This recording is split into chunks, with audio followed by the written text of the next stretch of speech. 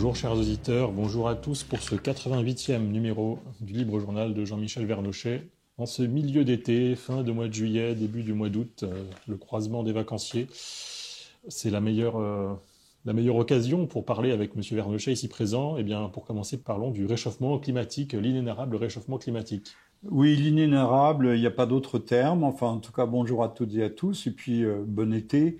On nous annonce pour les jours qui viennent, donc les premiers jours d'août, le 2, le 3, un refroidissement glacial. C'est ce qu'on appelle la canicule. Il y a des gens qui trouvent des formules extraordinaires. D'ailleurs, en Haute-Marne, je ne sais pas si c'est le préfet, il avait parlé de canicule humide. Canicule d'ailleurs qui vient du latin, qui signifie petit chien. C'était référence à une constellation. Alors maintenant on a une dernière, Madame Rousseau nous a donné une preuve supplémentaire de son génie en parlant d'une température au sol en Espagne de 60 degrés. D'abord elle ferait bien de préciser si c'est 60 degrés Celsius, c'est 60 degrés Celsius et non pas Fahrenheit, parce que les Américains comptent en miles, en pieds et en Fahrenheit, ce qui n'est pas la même échelle. Eh bien, parce que ce sont les températures prises par satellite. Nous, on prend traditionnellement la température à l'ombre et proche du sol, mais à l'ombre. Oui. Par satellite, c'est pas du tout les mêmes mesures. Voilà, bon. Oui, il y a une différence entre la température de l'air et la température du sol proprement parlé. Proprement parlé. Oui. Bon, alors, ça fausse tout, on devient fou. Mais je pense que c'est fait exprès. Il faut créer toujours ce climat de panique, de peur, de stress constant. D'angoisse, d'anxiété.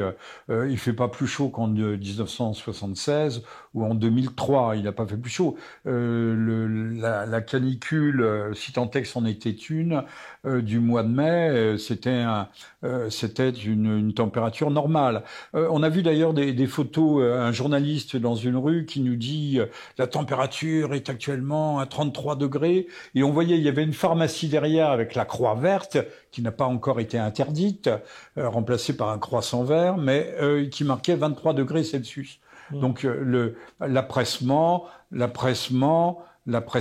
et elle est payée pour ça d'ailleurs, pauvres gens d'ailleurs, qui sont au fond. Autrefois, Alain Soral disait, on a le choix quand on est journaliste, soit on est saltimbanque, soit on est prostituée. Maintenant, elle est résolument, carrément le prostituée. Oui. La presse fait le trottoir. Il y a l'appressement, et c'est pour ça que nous sommes là, et aussi la presse dissimule au moment par omission. Elle dissimule beaucoup de choses, oui, la presse. Elle dissimule beaucoup de choses, comme on peut faire le parallèle avec l'histoire du petit Naël et mise en parallèle avec les meurtres d'enfants qui sont complètement ou de jeunes gens. Oui. Il y avait effectivement, j'ai oublié son nom et je lui demande pardon, que Dieu ait son âme, un jeune homme de 17-18 ans qui a été tué dans la rue récemment pour un regard. Oui. Ce n'est pas nouveau. Je me souviens déjà, quand j'étais jeune, place Saint-Michel, on tuait facilement, pas tous les jours grâce au ciel, moins fréquemment que maintenant, pour une cigarette refusée. Enfin, moi, ça m'est jamais arrivé, mais je disais que à l'époque, je ne fumais pas. Pas plus aujourd'hui, d'ailleurs. Et non, on est dans un état d'insécurité assez extraordinaire. Et j'entendais l'autre jour un gars génial qui me disait alors je lui ai répondu, moi j'entends ça depuis 70 ans, qui me disait, il n'y a pas plus de délit, il n'y a pas plus de crime, qu'autrefois, il y en a toujours eu autant, mais on en parlait moins. Alors maintenant, on met ça sur le dos de la presse et des réseaux sociaux. Ce sont les réseaux sociaux qui gonflent. Mais enfin bon, le gars qui me disait ça, il n'est pas atteint d'Alzheimer, mais il en est pas loin, bien qu'il soit un édile, un élu municipal. Et oui, on en parle moins, mais il y a on en parle peut-être plus aujourd'hui, mais il y a toujours les meurtres dont on parle moins et ceux dont on parle plus.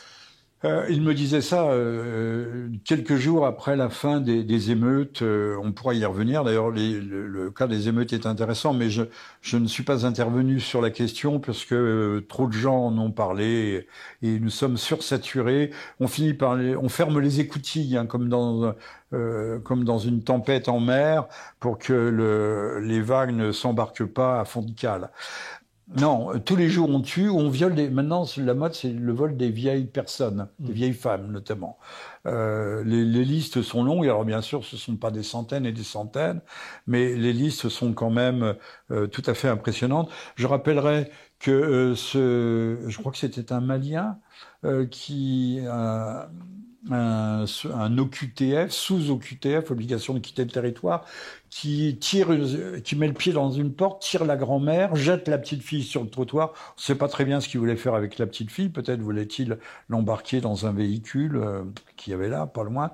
Les images, la diffusion de ces images, somme toute très choquantes, ont été interdites partout. Ça tombe sous le coup de la loi. Oui. Ça tombe sous le coup de la loi. Alors que justement, c'est la présence de ces images qui nous fait, prendre conscience de la réalité. Oui, mais il ne faut pas. De même, vous savez qu'en France, les statistiques ethniques sont interdites. On ne sait pas quelle est la composition ethnique de nos prisons. Oui. Par exemple, c'est strictement forbidden.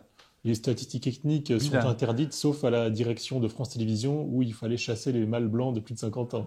Oui, le mâle blanc. Ah bah, puisque vous me parlez des mâles blancs depuis 50 ans, là on passe sur cette holocauste cannibale avignonnaise, que vous savez, on voit une énorme mama Benz, je sais pas si elle est Benz, en tout cas mama brochette, qui se promène avec une brochette de bébés, bien sûr ils sont en celluloïd, de bébés humains, mais enfin c'est assez impressionnant. On sait que les blancs sont relégués sur des gradins tout à fait inconfortables, et les gens racisés, au contraire, s'étalent sur de profonds canapés pour regarder ce spectacle qui dénonce un spectacle décolonial.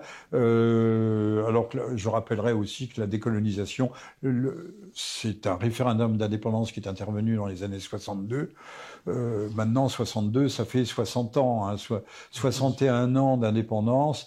Ils sont toujours, comme l'Algérie, à pleurer sur les méfaits de la colonisation blanche. Colonisation blanche, quand on avait en Afrique, je ne parle pas d'Afrique du Nord ou d'Afrique du Sud, on avait 200 000 blancs pour toute l'Afrique subsaharienne. Maintenant, on a 1 million de Chinois, mais l'Afrique n'est plus colonisée, ceci dit en passant. Donc, brochette de bébés blancs, ça ne choque personne. Personne. Le parquet ne porte pas plainte pour incitation à la haine. Pourtant, c'est une incitation à la haine. On dit que les blancs, il faut les embrocher et les manger. Je ne sais pas si on les mange, mais enfin bon, on pourrait, potentiellement. D'autant plus que maintenant la France perd énormément d'influence en Afrique, finalement même. Alors les méchants capitalistes français, oui, c'est vrai. Mais il n'y aurait pas de capitalistes français s'il n'y avait pas de bourgeoisie noire et décolonisée qui ont pris le relais, d'ailleurs pas forcément pour le mieux. Une partie non négligeable de ces bourgeoisies avait adopté les vices des Blancs. Ça, c'est vrai, les Blancs sont porteurs de vices, mais n'avaient pas adopté leurs qualités et leurs vertus. Ça, il faut bien le dire. Alors maintenant, c'est vrai, c'est le reflux général. Là, on voit que le Niger a eu un coup d'État. On ne nous a pas encore demandé de partir, mais ça va peut-être venir bientôt. Ça suit le Burkina Faso et le Mali. Alors le Mali qui se caractérise par un truc extraordinaire, ils viennent de récuser le français comme langue véhiculaire. Mais tous ces pays sont des pays composites, des pays mosaïques, faits d'ethnies, de tribus, de peuples, d'ethnies, qui ne parlent pas toutes la même langue. Donc il faut une langue véhiculaire. Le français était parfait. Imaginez un instant l'Inde, avec son 1,5 milliard d'habitants, s'il répudiait l'anglais. Que parlerait-il ? Il y a des centaines de langues différentes. Heureusement, merci Seigneur, l'Inde a l'anglais pour aller à l'université, pour échanger d'une région, d'une province à l'autre, d'un État à l'autre. Et même pour pouvoir émigrer finalement et venir étudier en Occident. Entre autres, et puis je vous dis, c'est le langage véhiculaire. Si l'Afrique, c'était la langue française, je plaide pour ma chapelle, qui est la chapelle francophone, j'ai pas dit la francophonie, la chapelle francophone, c'était un ciment entre les peuples, à l'intérieur de ces nations en construction, puisque la France n'a pas trouvé des nations. L'Algérie n'était pas une nation. La nation algérienne est née dans la matrice française. Il faudrait peut-être le dire et le rappeler au moment où tout le monde dégueule sur la France, qui n'a pas que des qualités, bien entendu, cette malheureuse France, historiquement. Mais elle n'a pas non plus que des défauts. Donc, on va nous chasser, on nous a chassés du Mali, on sera remplacé par Wagner. Au Mali, on a déjà été remplacé par Wagner. Wagner qui se sert sur la bête. Comme on n'a pas les moyens de les payer, eh ben, on leur confie l'exploitation de telles mines d'or, d'argent, de diamants. Alors pour le Niger, je ne sais pas très bien ce que ce sera. Tout le monde dit pour la France, c'est une perte irréparable. On perd notre principale ressource d'uranium. C'est faux. Depuis des années, la France n'achète que très peu d'uranium au Niger. Nous l'achetons au Kazakhstan. Et grand secret d'État, parce que personne n'osera dire, même chez les non politiquement corrects, notre uranium, nous l'achetons à la Russie. Et ça, c'est un contrat qui n'a pas été démenti, qui n'a pas été dénoncé. On continue. C'est curieux, comme les embargos sont à géométrie variable. Hein. Oui. Voilà, alors le Niger, perte de l'influence française dans le Sahel, mais bientôt, peut-être, la suite, ça sera le Sénégal, qui est un pays musulman, hein, en grande partie. Oui. Et également, bientôt, peut-être perte d'influence du français en France, avec le déboulonnage des bouquinistes qu'on nous annonce pour les JO. Ah, vous faites bien de mettre le doigt sur cette plaie, qui est une petite plaie, mais ça fait partie du paysage parisien, des bords de Seine. Les Français ne lisent plus, là ils liront encore moins. Alors on veut faire un village des bouquinistes, mais il existe déjà un village dans le 15e, aux anciennes halles de je sais pas quoi, halles aux chevaux. Parc Georges Brassens. Oui, ce qu'on appelle le parc Brassens, parce qu'il allait déjeuner dans un restaurant Nouvelle Cuisine, où je l'ai croisé une fois ou deux, justement à cet endroit-là. Et il y a déjà un village des bouquinistes qui vendent cher, mais les Français ne lisent plus. Enfin, là, c'est Madame Hidalgo exagère. On pourrait peut-être mettre quelques effigies de rats sur les rebords. Ça serait du meilleur effet. Non, ça fait partie du pillage patrimonial. Je dis pillage, la destruction plutôt que pillage, la destruction patrimoniale de Paris. Destruction de l'âme. La façade de l'Opéra est couverte, et combien d'édifices à Paris couverts par de la publicité. On n'est pas obligé de mettre de la publicité, hein. Quand on couvre, il y a peu de temps, c'était l'hôtel de la Marine. On peut mettre une représentation, un trompe-l'œil qui reprenne l'architecture et qui la mette en exergue.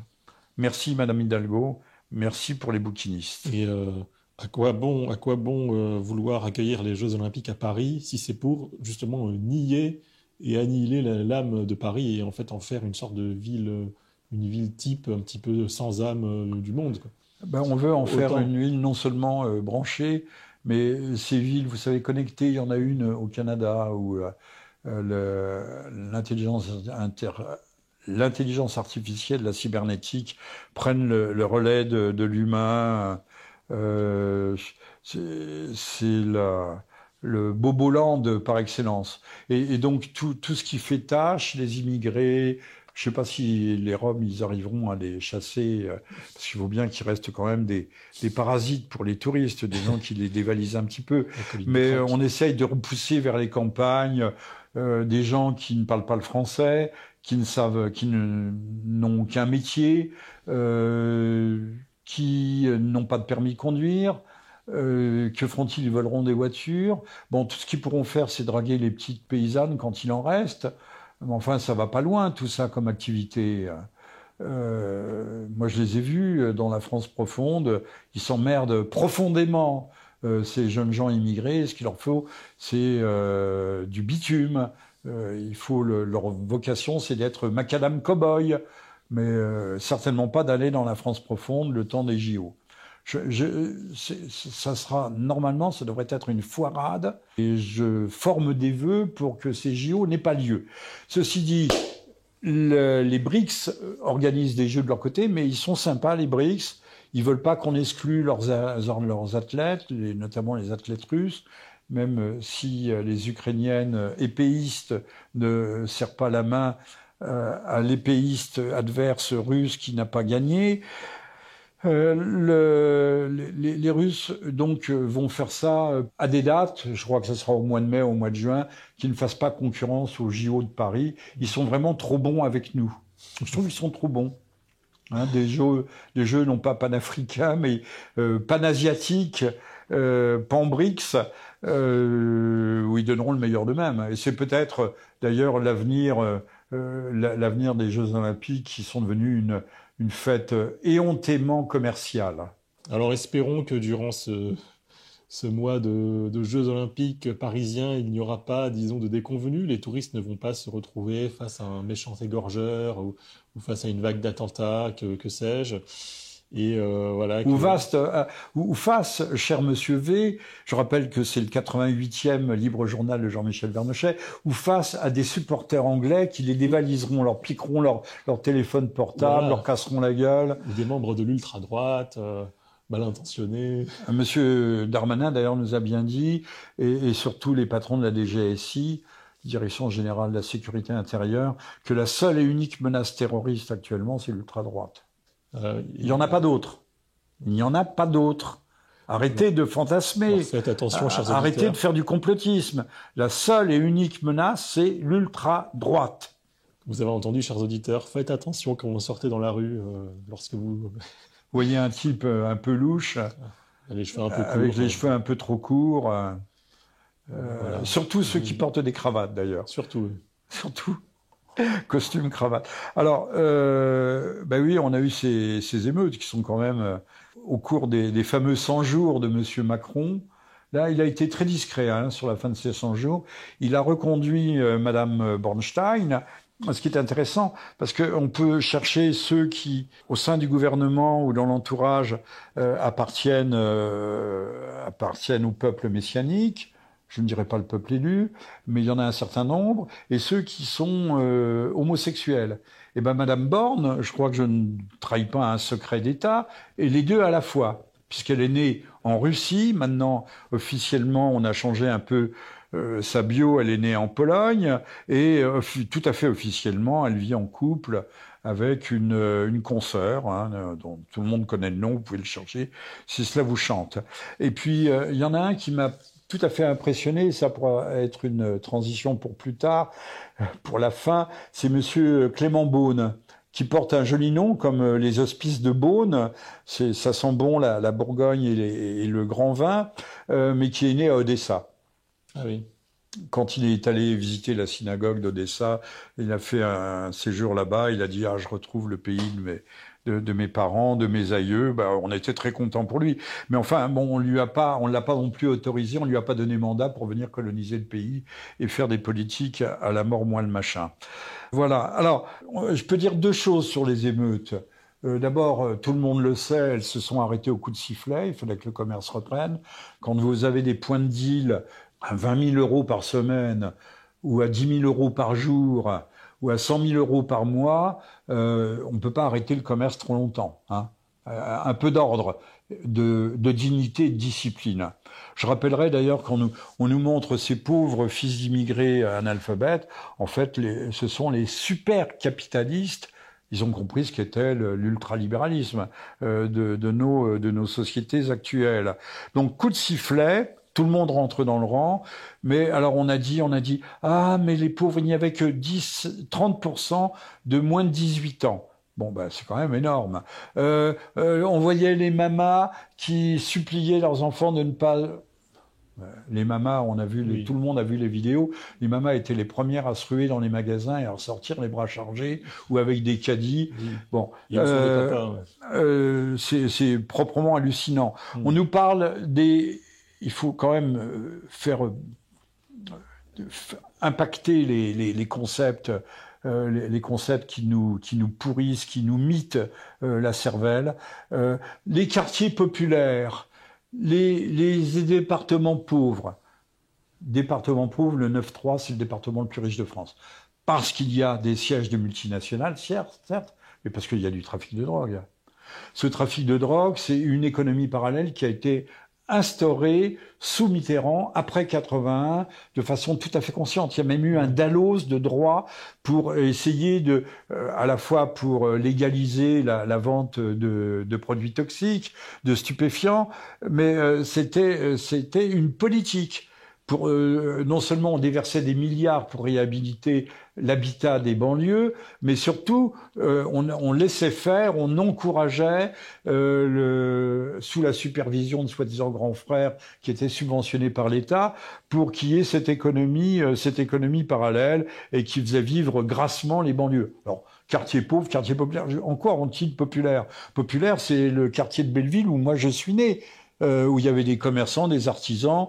Dans les maisons bourgeoises d'ailleurs, les ouvriers, les bourgeois occupaient les concierges l'entresol, les bourgeois le premier étage. Et puis plus on montait dans les étages, plus c'était des ouvriers avec les chambres de bonne qui étaient au sommet. Mais la société il y avait un empilement, il y avait un empilement vertical partout. Il n'y avait pas de quartier chic, riche comme, bien sûr, il y avait le 16e avec des hôtels particuliers. Mais Paris la mixité sociale, elle était faite à cette époque-là. Les quartiers ouvriers étaient aussi des quartiers bourgeois et réciproquement, et des quartiers d'artisans. Donc, arrêtons de parler de quartiers populaires. En quoi sont-ils populaires? Quartiers de délinquance, quartiers d'immigration, où la France, le français, la langue française, et les mœurs françaises d'où les mœurs françaises sont bannies. Hein. Alors, on nous a dit l'école, comme Monsieur Purgon dans Le Malade imaginaire disait le poumon. Et Mitterrand répétait lui à l'envi l'Europe. Maintenant, Monsieur Macron lui répète l'ordre. L'ordre, oui, quel ordre? L'ordre républicain. Alors. L'école, on a aussi arrosé de milliards. Il y a de plus en plus de monde. Il y a quand même plus d'1 million d'enseignants en France. Je crois qu'il y a 3 millions de fonctionnaires de l'éducation nationale. C'est le premier budget, 60 milliards. Très loin devant la défense nationale, encore pire devant la santé, la justice, tout ce que l'on veut. C'est rien. Plus on fait, on inonde l'enseignement d'argent et de papendiaï par la même occasion, moins ça réussit. Alors je rappellerai que l'enseignement public républicain a été fondé avec la Troisième République, donc après 1870, notamment par Jules Ferry. Jules Ferry qui préconisait ouvertement et officiellement la colonisation des peuples inférieurs. Certes, pour leur apporter la civilisation. Le projet était là. Mais enfin, ça ne le gênait pas de parler de peuples inférieurs, pas plus que Léon Blum en 1936, à l'Assemblée nationale. Et Monsieur Jules Ferry, qui avait de jolis favoris, vous savez, c'est ces grosses côtelettes là qu'on a de part et d'autre des mâchoires, qui avait de jolis favoris, disait « Ouvrir une école, c'est fermer une prison ». Bah, dis donc, actuellement, on ouvre... Plus il y a d'écoles, plus on ouvre de places de prison, puisque Monsieur Macron on a programmé 10, 15, 18 000 pour les années qui viennent. Pourquoi pas, si elles peuvent être rapidement remplies. Enfin, à mon avis, elles vont être rapidement remplies. On va peut-être mettre Monsieur Dupond-Moretti. Non, lui, il aura le droit au bracelet électronique. Hein. Si jamais il ne grossit pas trop du poignet, mais bon. Oui, il a déjà les chevilles très enflées, de toute façon. Oui. Avec ses Maserati à 180 000 euros, etc., qui était un pot de vin de la part d'un client. Mais ça passe, ça passe facilement. Ça ne reste, le fisc ne se mêle pas de ce genre de choses, bien entendu. L'école, c'est Monsieur Papendia. Il n'a pas fait long feu.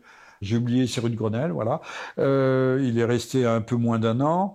On sait que c'est l'homme qui voulait de la super mixité sociale, tout en mettant ses gosses à l'école alsacienne. Et comme son successeur, Monsieur Attal, lui, il sort de l'école alsacienne. Hein. Il en vient. Et lui, il voulait l'enseignement sexuel dès l'âge de 3 ans, 4 ans, dès la maternelle. Alors, je rappellerai que moi, de mon temps, l'école n'était obligatoire qu'à l'âge de 6-7 ans. Hein, les femmes avaient le temps de s'occuper de leurs enfants, de les éduquer, de profiter d'eux. profiter de leurs enfants. Tandis que maintenant, avec Monsieur Jospin, on recule de plus en plus. Ça a été 4 ans, 3 ans. Maintenant, c'est 2 ans, puisque l'école n'est plus, on n'apprend plus à parler le français, mais on apprend à être formaté idéologiquement. Hein. Il faut être de bons citoyens, mais de bons citoyens wokistes, éveillés. Donc Papa Ndiaye, lui, il a été recasé comme ambassadeur, c'est quand même chic, auprès du Conseil de l'Europe. Conseil de l'Europe, c'est un grand machin, hein, c'est 50 pays, c'est la grande et réelle Europe, l'Europe des États et des nations. Donc viré, recasé, formidable. Voilà, c'est un superbe placard. Comme Madame Buzyn, qui a été recasée tout de suite à l'OMS et décorée. Je sais pas, elle a eu une grande croix de la Légion d'honneur ou un truc comme ça. Bon, pas belle la vie. Hein. On l'a remplacé un wokiste, Monsieur Papa Ndiaye, par LGBTiste. Je parlais tout à l'heure de ceux qui sont à la fois... c'est un messianisme particulier quand même, celui de l'antinomisme, aller à l'encontre de la loi, de l'abolition de la loi. Et Monsieur Attal, qui lui est LGBT déclaré et ouvert. Alors on prête, et je m'arrête là-dessus sur Monsieur Attal, on lui prête l'intention, alors c'est qu'une intention, c'est du blabla, des effets d'annonce, de mettre, pour régler la question des abayas, des tenues extravagantes à l'école, de mettre l'uniforme, mais sur la base du volontariat. Ce qui du coup ne change rien en fait. Je vois pas très bien ce que ça changerait, mais l'effet d'annonce, c'est toujours chic. Oui. Parce que les gens, la presse relayant, vont retenir l'effet d'annonce et puis que restera-t-il à l'arrivée? Rien. Voilà. Donc Papa Ndiaye remplacé par Attal, plus belle la vie. Alors, comment ne pas dire un mot quand même sur la guerre, dont on nous parle beaucoup moins, mais une chose est certaine, si, je l'ai déjà dit à cette même antenne, si les Américains livrent ces armes délétères, monstrueuses, ignobles, en contravention et en contradiction avec tous les traités internationaux, puisqu'elles peuvent rester actives pendant 30 ans. On le voit encore au Cambodge, il y a des enfants qui perdent des jambes, les armes les bombes à fragmentation. Hein, toutes les sous-bombes n'explosent pas et elles restent dans le sol comme autant de mines. Ça veut dire que les Américains n'ont plus de munitions, donc ils ont puisé dans leurs propres réserves. Alors ils gardent peut-être et ils viennent d'exiger, on a tordu un peu le bras à la Corée du Sud pour livrer des obus de 155. Alors que l'économie de guerre et les usines, l'industrie russe tournent à plein rendement. Maintenant, on nous dit, comme d'habitude, les usines à trolls importées de Brooklyn, d'Hollywood et d'ailleurs, qui sont implantées depuis le début de la guerre en Ukraine, parce que ce ne sont pas les Ukrainiens qui ont un tel génie de la communication. Monsieur Zelensky, si. Enfin, Monsieur Zelensky, c'est son métier, hein, la communication de guerre. Et donc, le dernier crime en date, c'est le bombardement de la cathédrale d'Odessa. Mais tout le monde sait que tous les grands dégâts collatéraux qu'on nous montre, ce sont des missiles de la défense antiaérienne qui manquent leur cible et qui retombent, ou qui ont percuté leur cible et qui tombent au mauvais endroit. Les Russes, je veux bien qu'ils soient stupides, mais visent des objectifs qui ont un intérêt tactique, voire un intérêt stratégique, des postes de commandement et autres. Mais c'est bien de dire que les Russes sont des criminels et toujours des criminels. Alors les Russes sont quand même empêtrés dans cette Ukraine et bien qu'ils aient une force d'interposition en Arménie, ne la font pas jouer alors que le Haut-Karabakh est soumis à un blocus. Le corridor de Latché, c'est ça, Latché? Oui, voilà. Et le corridor, la seule route qui mène au Karabakh, qui passe entre les milieux des montagnes, qui le relie au monde extérieur, et ben en fait est coupé. Oui, c'est un cordon ombilical. Voilà. Il est coupé déjà depuis au moins 2 mois ou 3 mois. Plus même début de l'année. Et des enfants meurent. Et y a plus de convois humanitaires qui sont accusés de transporter des armes. Non, on ne transporte pas votre arme, pas beaucoup dans un camion en tout cas. Moins que les bateaux qui quittaient le port d'Odessa avec du grain ou qui revenaient, puisque le premier gros attentat contre le pont de Kerch, il y en a eu un autre depuis, a été imputé à des explosifs qui étaient sortis par Odessa. qui avait transité par l'Azerbaïdjan, justement, qui avait fait un vaste détour avant de revenir en Russie. La guerre, je ne sais pas si elle s'essouffle, mais les vagues successives de la soi-disant contre-offensive ukrainienne sont venues se briser sur le mur ou la muraille des lignes de défense russes. Donc elle s'épuise. Combien de temps y aura-t-il encore des hommes qu'on pourra envoyer à la boucherie, puisqu'on accuse les Russes d'être peu ménagés de leurs ressources humaines, mais je pense que c'est plutôt le cas, puisqu'on rafle les gens dans les bars, les bistrots, dans les rues, et même ceux qui ont dépassé 60 ans, les gamins et les vieux. Ça sent la fin de règne. Maintenant, on ne sait pas qui va être traduit devant le tribunal international de justice pénale. Merci, Monsieur Vernochet. Et puis pour conclure, je pense que vous vouliez nous parler de Maurice Bardèche, dont nous fêtons, je crois, les 25 ans de Il est mort le 30 juillet 98. Oui. Enfin, il est décédé et il nous a quittés. Alors, puisqu'on parlait de tribunal pénal international, c'est intéressant, puisqu'en 1950, il avait été condamné à 1 an de prison. Ça renvoie aussi à la situation de M. Renoir, qui va être bientôt, depuis 1 an, dans une gel, mais il a l'air de bien s'y trouver. Il est soigné il est aux petits oignons de la part à la fois du personnel pénitentiaire et de ses co-détenus. Bardèche, qui avait père d'une nombreuse famille, avait fait 1 an de prison pour avoir écrit Nuremberg ou la Terre promise. Alors, contrairement à ce que l'on pourrait croire, c'était pas un livre révisionniste, encore moins négationniste. Bardèche croyait dur comme fer à l'Holocauste. Simplement, Bardèche se plaignait dans ce livre que les vainqueurs puissent juger les vaincus. Il comparait ça, d'ailleurs, à la justice de la case nègre, du potentat africain traditionnel et pas vraiment archaïque, qui découpe en rondelles ou en morceaux ses prisonniers de guerre. Donc ça l'avait choqué, donc il avait écopé d'1 an de prison. Il vient de publier, et ça il faut le noter, chez Contre-Culture, un ensemble d'articles qui s'échelonne de 53 aux années 80, qui s'intitule La mafia démocratique. Alors il y a à boire et à manger, Bardèche n'est pas un théoricien, c'est pas un doctrinaire, mais c'est un témoin, un grand témoin de son temps. Voilà. J'ai commencé à lire le livre, c'est assez rafraîchissant. Ça montre d'ailleurs que les idées de gauche et de droite changent, puisque Bardèche était pro-européen, mais il était resté peut-être sur l'idée d'une Europe allemande, comme l'Europe qui était le miroir de l'Europe napoléonienne. Un coup, c'était les Français, le lendemain matin, c'était les Allemands qui voulaient construire une Europe, mais une Europe réelle, une Europe des peuples, une véritable Europe des nations. Et c'était donc une idée de droite, alors qu'aujourd'hui, c'est une idée de gauche. Mais enfin, il faut voir ce qu'est l'Europe. L'Europe est, j'insiste et je le répète inlassablement, c'est un trucage, c'est un abus de langage. Quand on parle de l'Europe, on parle de l'Union européenne, qui est un soviet européen. C'est le collectivisme, c'est un étatisme au niveau européen, mais ça n'a rien à voir avec l'Europe, encore une fois, une Europe ce qui pourrait être une Europe confédérale, une Europe des peuples. Exactement. Je vous rappelle, j'ai publié en 2006 un livre, et je termine là-dessus, qui s'appelait « Manifeste pour une Europe des peuples ». Voilà, avec des noms tout à fait prestigieux comme Maurice Allais, le prix Nobel d'économie. Nous avions travaillé ensemble sur cette question.